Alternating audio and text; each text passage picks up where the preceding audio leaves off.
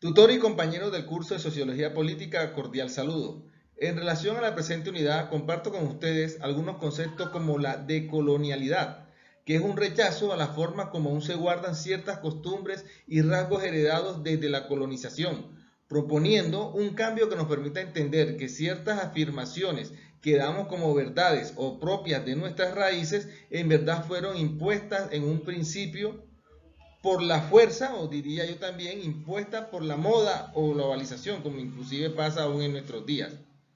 Despatriarcalización, que es la búsqueda del rompimiento de los yugos patriarcales, donde son víctimas tanto mujeres como hombres, debido a la imposición de una supuesta superioridad patriarcal que se proyecta desde la colonialidad, las costumbres, las instituciones, el gobierno, la sociedad e incluso en el núcleo familiar. En mi opinión, es necesaria una despatriarcalización para poder visibilizar, entre otras, las diferentes vicisitudes que sufren las mujeres a diario. En relación a la transmodernidad, primero recordar que este término fue acuñado en un principio por la filósofa española Rosa María Rodríguez, tal como ella lo expone en su libro La sonrisa de Saturno, donde la autora expone su concepción de transmodernidad a partir del convencimiento de que no solo se debe estar alerta a las transformaciones que se opera en el panorama contemporáneo, sino que es necesario, más allá de la enunciación dispersa y puntual, elaborar una teoría consciente que defina con claridad lo que a su modo de ver es un efectivo cambio de paradigma. También dice la autora que se debe partir abonando antiguas ilusiones del análisis de la crisis de la modernidad y las críticas posmodernas, hasta llegar a la configuración del nuevo paradigma y conceptual y social. En palabras de Rosa María Rodríguez, abro comillas, dice que la transmodernidad no es una ONG para el tercer mundo y es bueno que ellos lo sepan. Igual debe ser lúcidamente que tampoco es una utopía tecnológica. Es el lugar donde estamos, precisamente donde los que no están tampoco los excluidos. Eso es lo que nos dice la autora y nos propone acerca de la transmodernidad.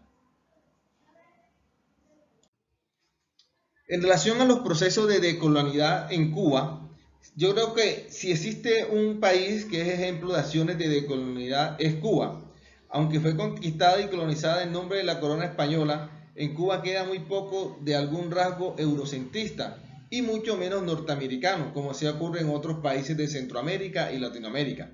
Desde la revolución liderada por Fidel, se nota un desprendimiento de todas las costumbres políticas, sociales y económicas, y se empieza además desde el Estado a centrarse en las raíces y en la forma de producción y autosostenimiento. De la misma manera, y teniendo presente el bloqueo comercial, creo que se corta todo hilo o toda dependencia de cualquier otro país, a excepción de algunos aliados estratégicos como lo es Venezuela y Rusia.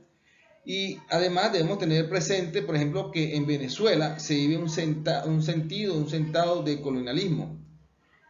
Las políticas, yo diría que al interior de la isla inclusive son antiimperialistas, razón por la cual no solo se aleja de la dependencia de otros estados, sino que es una política de estado, desde lo social hasta la economía.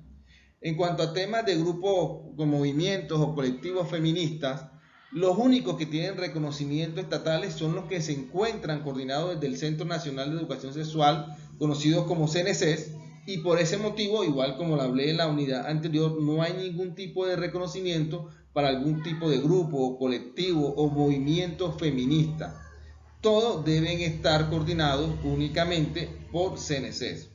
Sin embargo, existen grupos feministas que realizan activismos principalmente desde las redes, desde las plataformas digitales, como es el caso del hashtag Yo sí te creo en Cuba, la cual podemos encontrar en la red y desde donde se solicitan diferentes acciones al Estado para la protección de la mujer, la igualdad de los derechos, la igualdad de género. Entre esos movimientos podemos resaltar uno que existió llamado la ONG Magín, la cual fue fundada por un grupo de comunicadoras.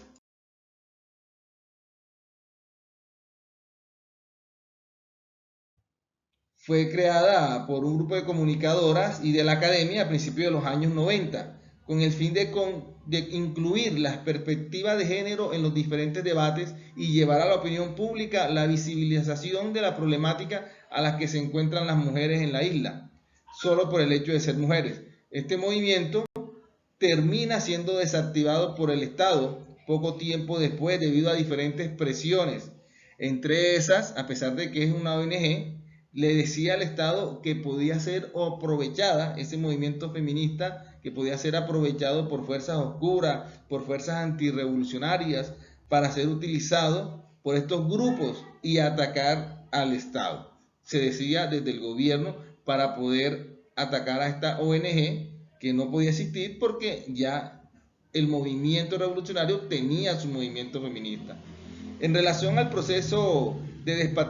despatriarcalización, como lo dije anteriormente, este se inicia, pues sí, en la Revolución Cubana, con los ámbitos políticos, económico y social. Y diría yo, además, que se crea una burbuja, con estilo de una burbuja antiimperialista, que inicia desde el discurso libertador y de la independencia de todo tipo de sistemas impuestos desde la cultura yanqui y todo lo que ésta trae contigo,